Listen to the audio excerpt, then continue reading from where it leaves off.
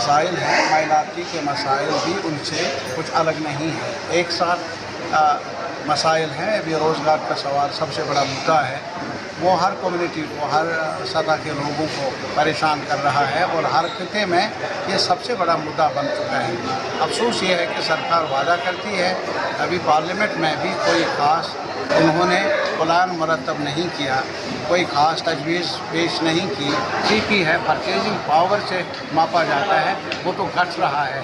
बाज़ार जाने से आज मुश्किलात हो रही है पैदा और डर लग रहा है आम नागरिक को। ये भी एक बड़ी नाकामी है। इसके अलावा जो वक्फ बोर्ड में इन्होंने तरमीम लाने का बिल लाया, अमेंडमेंट का बिल लाया, उसको अब जेपीसी को पेश किया गया, लेकिन नीयत ठीक नहीं लगती है सरकार की। खामखा ये जो मसाइल इस वक्त देश के सामने हैं, आम लोगों के रहन सहन के मसाइल है या आम लोगों की ज़िंदगी को बेहतर बनाने के सवालात हैं, उन पर उनकी जान नहीं है। लेकिन कहीं न कहीं तोड़ो और आपस में लड़ाओ, परेशानियां पैदा कर लो। हमारी नज़र में जो भी ये इदारे हैं, चाहे वक्फ़ है, चाहे हिंदुओं के ट्रस्ट है, सिखों के ट्रस्ट है या चर्च को चलाने वाला इंतज़ाम है, वो उस कम्युनिटी के लोगों पर ही छोड़ना चाहिए। उसमें सरकार की दखलंदाजी ना हो, वही बेहतर है। ऐसा उन लोग का प्लान है, उन लोग के ज़ुबान से मालूम हुआ कि वक्फ बोर्ड की ज़मीन को यानी कि बेदखल करना इनका मकसद है। नहीं, वो मकसद कुछ भी हो, लेकिन हमें उनके बस की बात नहीं है। अब पार्लियामेंट में भी काफ़ी लोग हैं, उन्होंने कल भी सवालात उठाए उस बारे में, और इतना आसान नहीं है। नहीं तो वो जेपीसी को नहीं भेज देते। अगर सब कुछ ठीक था, उनके लिए मंशा ही पूरा हो जाता तो फिर वो कर लेते। इसलिए हम कहते हैं कि यार आपस में लड़ाओ मत, वो तो ठीक है, परेशानियां मत पैदा कर लो। ये जो वक्फ का सवाल है, वक्फ के साथ ताल्लुक़ रखने वाली कम्युनिटी जो है, वो इन मसाइल का हल ढूंढे।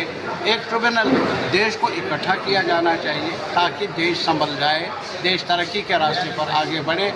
वो तभी होगा जब देशवासियों के जो बुनियादी मसले हैं, रोज़गार के मसले, किसानों के जो प्रोडक्ट है, प्रोड्यूस है, उसमें उनको MSP दिया जाए, गारंटी मिले, लीगल गारंटी।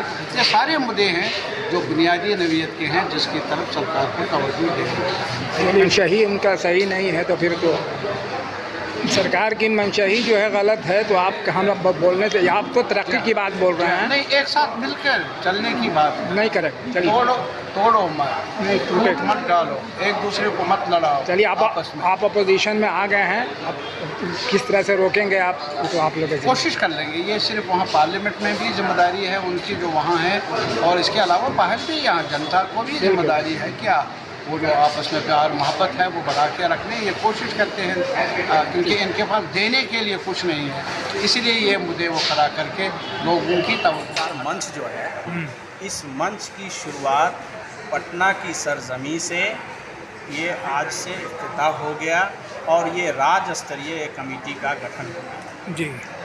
और इस पे अभी राज्य कमेटी अभी इस पर फैसला लेगी क्या आगे करना है। इसके बाद हम लोग ज़िला लेवल का ये करेंगे। तो जिस तरह से किसी भी मेन विंग का, पार्टी का जो शाख होता है, स्टूडेंट विंग है, खेतीहर विंग है, किसान विंग है, उसी तरह से एक विंग इस बार नया बना है। और जो दिल्ली से हमारा ये हुआ, उसमें बिहार में सबसे पहला ये कन्वेंशन हो रहा है। अल्पसंख्यक का जो हक हुकूक होना चाहिए वो नहीं आया, जिस वजह से आज अल्पसंख्यक के नौजवान दर बदर भटक रहे हैं। अब्दुल बन करके वो ठेला, रिक्शा और पंचर बनाने का सिर्फ काम कर रहे हैं और मुझे सिर्फ बदनाम करके सिर्फ और सिर्फ हम उस साजिश का शिकार हुए हैं। आज वो वक्त, आज वो घड़ी आन पड़ी है जिस पे हम लोग एक साथ मुत्तहद होकर करके ये आवाज़ को बिहार राज्य स्तर पे इस आवाज़ को उठाने का काम करेंगे। और इसके तहत जो है अल्पसंख्यक अधिकार मंच पूरे बिहार के सभी ज़िलों में ये पुरजोर तरीके से ये आवाज़ उठती रहेगी। आसिफ अली हुआ, डिपार्टमेंट ऑफ फिजिक्स। आज के चीफ गेस्ट कौन थे? आज के चीफ गेस्ट यूसुफ तारिगामी साहब और वाम नेता, मशहूर वाम नेता कश्मीर के और पूर्व एमएलए भी रहे हैं।